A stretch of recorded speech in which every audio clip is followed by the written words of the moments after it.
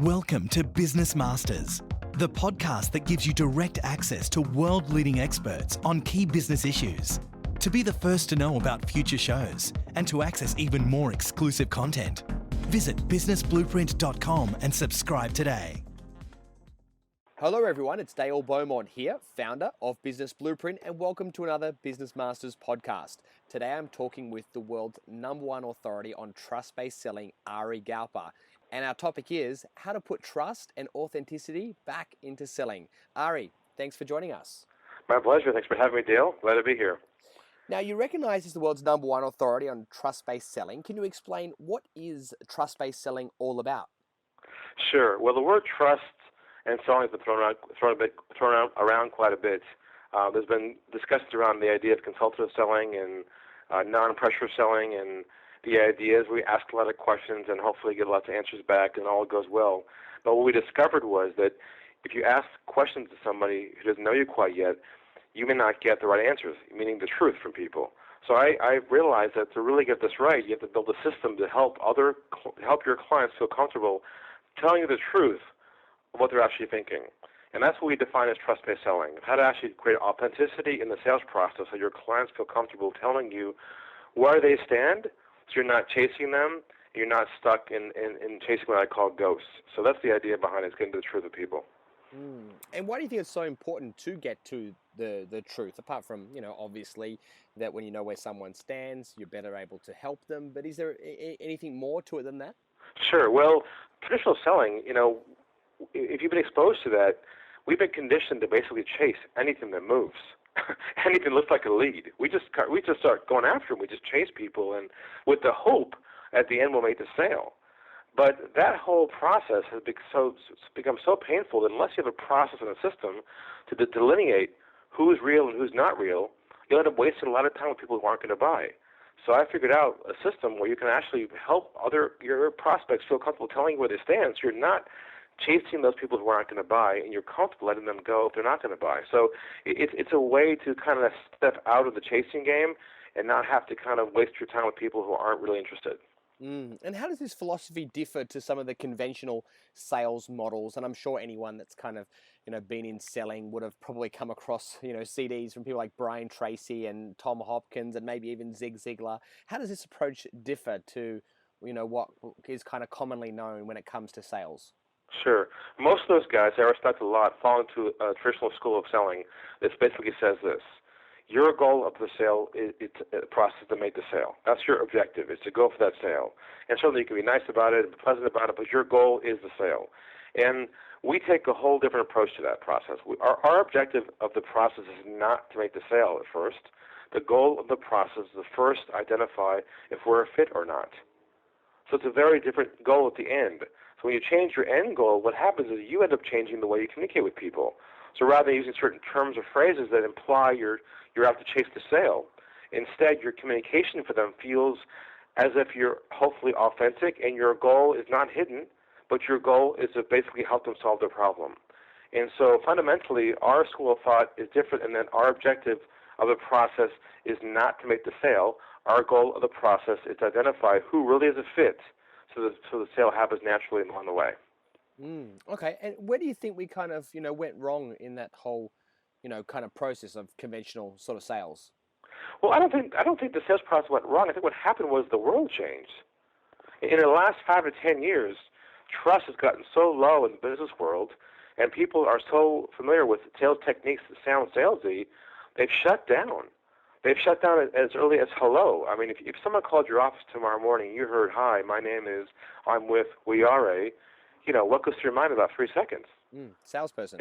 It's over. I mean, it's over that fast now. So it's not that the sales process has been changed, it's that the world has changed. So unless we change our approach to adapt to that, we're just going to get killed out there. Can you give us a couple of examples of how we can add more trust back into the sales process? Sure. Well, it starts with, first of all, the person who's selling, to shift your mindset away from saying to yourself, my goal in this competition is to make the sale or get the appointment. That has to be a mental shift away from your end goal. Once you make that shift, then what changes next is your languaging and your behaviors, the way you talk to people. So I'll give you an example. Like, let's do a scenario. Let's say you have a first call with a potential prospect on the phone, first conversation, and the call is going well. and the call comes to an end. Usually, in the old school way of selling, we say to somebody, hey, let's get together, let's move things forward, let's sign you up, let's move towards a sale, right? But the problem is if you attempt to do that and the person isn't ready yet, then you basically break trust right at the beginning of the process. So when you use our languaging tied to the right mindset, we'll replay the scenario again, okay? So same situation, the call is going well, first conversation, the call comes to an end. Rather than saying, hey, let's move things forward, what we say instead is this. We use our own trust-based languaging. We say, where do you think we should go from here? Nice. Right? So that's a wholesale shift in the process, because all of a sudden they don't feel like they're being pulled towards your goal, but they feel like you really aren't comfortable hearing the truth. And that in itself allows trust to be created, and that changes the perception of you as someone they can trust, and because of the way they're being treated like a human being and not a prospect. Hey, do you have any other examples? Sure, we have lots. That's what our core competency is, replacing the usual languaging with trust-based languaging. So I'll give you another example of this. So here's a great example. And when I do my talks, I tell my audience to take an oath with me, not a written oath, but a verbal oath. And the oath is this. The oath is to never again use the word follow-up. Because follow-up is very much a sales word. When you call somebody and say, hey, I'm just going to be ringing to follow up, they're thinking what? They're calling to follow up to make the sale. Yeah. So we replace that languaging with, I'm just giving you a call to see if you have any feedback or thoughts on our previous conversation. So that takes the opposite direction of the sale. It goes backwards, goes back to the last communication with them, and that gives permission to the other person to feel comfortable telling you what they really think. And that's the end goal, is to identify where they really are in the process, what the real problems are, to see if both of you are a fit. If that mindset is your mindset, sales will happen easily for you naturally. Wow, this is fascinating. And I'm just already hearing the way that you're talking, which is also quite opposite to conventional sales, because if you read all the books, they'll say, be enthusiastic, be really motivated. But your approach is very different to that. Do you want to talk to that point? Well, that's funny you bring that up, because you're right. Most of the gurus have always told us that we love what we do so much, we should be enthusiastic, right, with someone. But what happens if you're enthusiastic with someone who doesn't know you yet? What are they thinking? It's like, they're like, God, I'm being pressured here, or he's trying to sell me something. So enthusiasm early on in the process, unfortunately, can kill the sale, which I know is such opposite thinking. But what we realize is that delivery of the way you communicate with somebody is halfway to building trust. So the languaging plus delivery, you notice the way I said, where do you think we should go from here? I lowered my voice, I created pauses, and allowed the conversation to actually breathe, which is so opposite of sales, because we're used to kind of talking fast and moving quickly. So if we slow things down, we're afraid we're going to lose the what? The sale. So if you unhinge yourself from the end goal and you stay present with somebody, making sense you're not in a rush, they feel like you are 100% present with them. And that presentness with people is what creates the authentic connection. If you don't have that presence with people, presentness, they feel like you have a hidden agenda. Okay, are there any other words we should remove from our vocabulary as well? Sure, there's a whole bunch. So there's things like, would you be interested, which is a classic sales line, and you replace that with, would you be open to the possibility of. So would you be open is a replacement word for all those other key phrases like, would you be interested, like explore, because those words are designed to get someone to say yes or no. But my languaging is designed to create an open conversation. So would you be open to whatever, ... immediately engenders an open dialogue without a hidden agenda. So I got a whole slew of languaging tied to every single scenario you can imagine. That's just a few samples there. Fantastic. Okay, now what about if we're in the sales process and we meet some objections? There's even whole courses on how to overcome objections. What is your approach? I'm guessing it's not the same as everybody else's. And how do you approach objections? Sure. So everyone else out there, you're right. It's all about overcoming the objection. In our world, of course, we do the opposite. We don't overcome objections. What we do is we actually diffuse objections. And what that means is this. Let's just say someone gives you an objection and you attempt to overcome it. If you overcome it, what they're telling you is true, you break trust because you're not hearing what they have to say. So in our world, when we hear an objection, We actually diffuse it. We draw the pressure out and re-engage using our trust-based languaging. You want to get an example of that? Yeah, please. All right. Let's just say someone says to you, you call somebody up or whatever, and they say to you, we're already using another vendor, or we're using somebody else. Yeah. That's sort of a classic objection in sales, right? And the typical response to that is, if you're a traditional salesperson is, well, let me explain to you why we're better. We are the best. They start defending themselves or selling some more, which only creates more pressure on people trying to overcome what they're trying to say.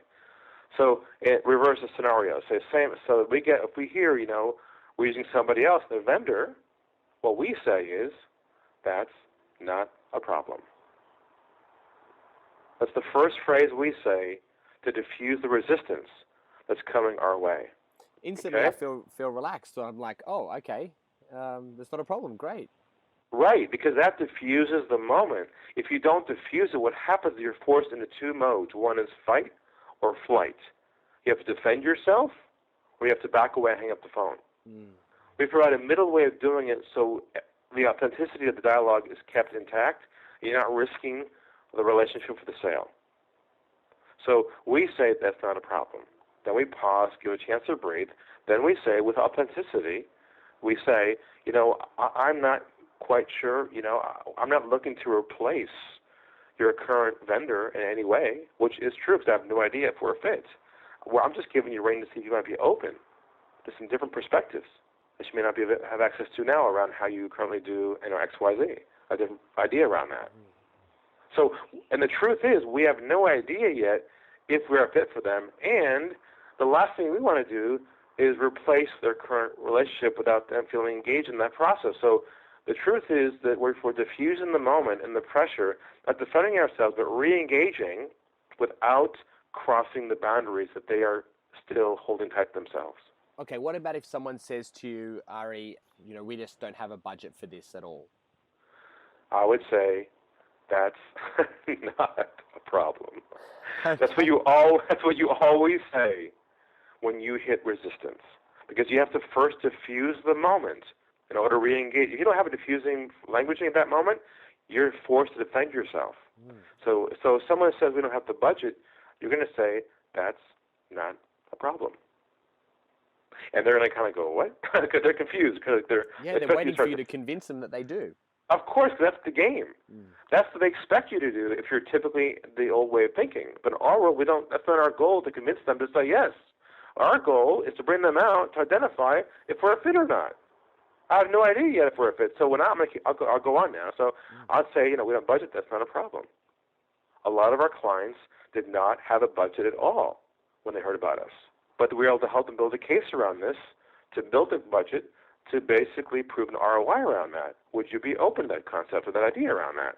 Okay. What about if someone says, look, I've never heard of your company before. I don't know anything about you. Not a problem. Okay. What would you be open to going from here? Well, maybe you can send me some information. Sure. I'd be happy to. Do you have your email handy? Yeah, cool. So what I'm trying to say, if it's that cold of a pushback, I'm not going to attempt to kind of keep driving forward. I'll hang up the phone if there's zero engagement here, right? That's an issue because I didn't engage the person correctly in the beginning. So I don't usually get the responses in our model unless we didn't engage in the right way. So those are unusual responses. We get that kind of pushback. We did something wrong in the beginning. Okay. Now, another thing that I've heard you talk about before, and you've got a lot of information on your website as well, about problem statements. And what is a problem statement, and why is it important in your model, in your process, to have one? Sure. Okay. So most people in business, entrepreneurs, salespeople, when people ask what they do, they default to giving a sales pitch, right? That's what we all know to do. We give a 30-minute elevator speech or whatever. We say, oh, I'm an insurance agent. I'm a coach. We start to kind of give a sales pitch as to what we do. We give the solution right away as to what we do. What we realized through our research is this, that if you can shift your pitch into what we call a problem statement, which basically converts your solutions into the problems you help people solve, and when people say to you, what do you do? And you say, well, what I do is I help businesses solve these three issues. That's very different than saying, oh, I'm a business coach with a consulting firm. See, so when you actually articulate their issues and their problems, and the person you're talking to has those issues, they can't help but to engage you in a way where they don't feel like they're going to be sold something. So it's shifting away from you pitching what you do to focusing on identifying problem statements, phrases that describe the core issues from their point of view that your solution solves for them. When you begin your sales process around the issues you help them solve, those who have those problems can help but to be engaged with you, attracted to you. Wow, fascinating. Okay, let's talk about another one of your beliefs, and that is you don't believe in scripts. So, yeah, what do you do instead? So the problem with scripts is this: they sound robotic. They sound artificial. It's not natural. It doesn't feel authentic, and everyone who uses scripts will say the same thing typically. And so we have figured out a solution to that. We have developed our own what we call natural languaging. Our own phrases that don't be used word for word, but they're basically conceptually enough to take your own words and put them into it, make them your own. So the language I gave you earlier of where should we go from here, or would you be open, these are all examples of phrases that can be extended, used, that aren't scripted, that flow into a natural conversation. So scripts come from the idea where if you meet someone new, you got to get your pitch out there exactly right. If you don't get it right, then you're going to lose the opportunity. We realize that all you have to do is really create a two-way dialogue. A two-way dialogue with someone, that sparks a natural conversation that allows you to dig into more of their world to allow a conclusion to happen at the end of that. So I'll give you an example. A typical outbound sales call usually goes like this. Hi, my name's Ari. I'm with XYZ company, and we're with, we're a provider in the area, and we do this, and it's just like this one-way speed train, closing your eyes and hope it sticks kind of process, So in our world, we know that creates pressure on people. So in our world, we've learned to create a dialogue at hello. So with our training, and when we help people, we teach them to do this. When they call in, they say, hi, my name's Ari, and I'm hoping you can help me out for a moment. Okay. Sure, I'd love to, Ari. Correct. So let's stop for a second out of role play. Yeah. That's what you call a two-way dialogue at hello. See, this cracks the code on how to cold call people without creating rejection on people, because when you're speed train across that phone, it's over. When you engage in that way, and there's more, by the way, beyond that, but when you engage in this way, at a two-way dialogue level, you can help but to engage somebody. And the next step from that, of course, is to then bring out the problem statement. So then you'd say, I'm just giving you a call. This is you may be open to some different ideas around ways to focus on issues related to, and you plug in the core problems you help people solve. See, it's very hard to push back on problems. It's easy to push back on solutions. Makes sense. And these, I'm guessing these processes can be used over the phone, but also face-to-face as well, if you're kind of, calling on businesses too? Yeah, so it works outbound calls, inbound leads, over the phone, face-to-face, even email communication, the way you approach people on email. And, of course, also applies, you can imagine, to other areas like marketing, lead generation, your website copy, what should be up there, is it a pitch or a problem. It overlays across all your sales and marketing, but the core of it really is around conversion sales. Once the lead comes in, or outbound calling, how to make that conversion happen without losing opportunity. Now, the ideas sound really appealing, and I'm sure they're welcomed by customers. Like, who doesn't want to be treated this way? However, does the approach actually create more bottom line revenue? Well, the interesting thing about this, and that's a great question, is that what happens once you adopt this concept is you end up having less people in your, quote, pipeline, but more people who are buyers. Right. Because you end up you're more aware of not chasing people in the sales process who are not going to buy anyways. You let them go, and you only focus on quality conversation. So that comes back to the numbers game concept. The numbers game of just chasing leads. Yeah. And we discovered that in this economy, the way the world has changed, it's not anymore about how many contacts you make. It's about how deep you go on each conversation. How good you are in engaging somebody and building trust. That's the new metric of success. With that kind of new metric, if you're good at that, it's not about the numbers anymore, it's about the quality of the conversations. Because some people I know listening to this, especially if you've been trained in the old school way of doing things, will go, it just sounds a bit too weak and, a bit too warm and fuzzy, but will it actually generate a result? I suppose we've been taught to be strong and to, be tough, and it doesn't sound tough, if I can be brutally honest. No, I love that, Dale, because I hear this all the time. There's this notion that we're supposed to be tough and aggressive, and when people hear this, they go, it sounds too wimpy. It sounds too passive. It's like, geez, maybe I got to just, hang up my hat and just kick back and, have a margarita and sit by the pool.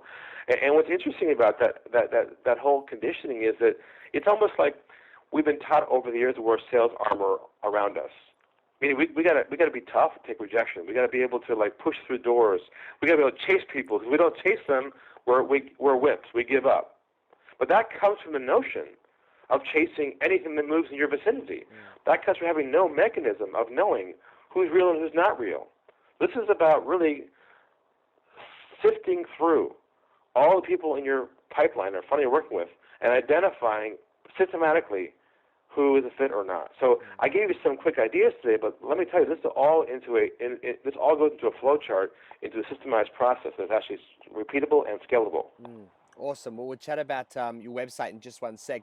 We're almost out of time, but just to kind of close, I know you've had literally hundreds of success stories from all around the world of people that you've helped, either company owners or salespeople within other organizations. Would you mind sharing just one or two very quick stories about some successes that your students have had? You're right. We've been at this for 10 years now. We have thousands of success stories, and they keep coming in. And I will tell you the funny thing, I did a talk last year at Telstra's Global Sales Summit for the whole sales team, about 1,000 people. I gave my talk, and I gave them the one phrase, where do you think we should go from here? And I told them all to email me after they tested out the next week, right? I gave my personal email. And I got tons of emails back, and I saved one specifically. And it was great. I have it in front of me, but the guy says to me, the rep says to me, Ari, I want you to know, I want to thank you, first of all, because I thought your talk at first would be a waste of time. But I used your phrase, where do you think we should go from here, with one of my clients, and he ended up saying to me he wants to close on a $400,000 contract. Thank you, Ryan. So that one phrase brought him $400,000 agreements because he shifted his approach. And by keep chasing the client, he built trust with that one phrase. So the stories are endless. It's on the website there, but it's as long as you're open-minded and you don't resist change, you want to question the status quo, you'll succeed. If you're kind of holding on to the past and not willing to change, then of course you'll end up continue to chase these ghosts and kind of suffer over time. Amazing. And I also understand that you're now training other people about how to teach this philosophy as well, not just creating students, but actually creating teachers as well. Yes, we have requests over the last 10 years from all over the world for people to be certified in what we do, to be trainers, consultants. It's finally, after 10 years, I decided to kind of let this baby out the door and kind of put this into a system and process on. Do we do now certify and train consultants and coaches and trainers to go out to the market and deliver this and earn income with this and be certified as one of our own mentors. That's exactly right. Fantastic. Well, Ari, it's been a pleasure chatting. Thanks very much for your time. Sure thing, no problem. For more information about Ari Galper, please visit unlockthegame.com. Thanks for listening to another Business Masters podcast. To access more great content or to download your free business plan template, visit businessblueprint.com.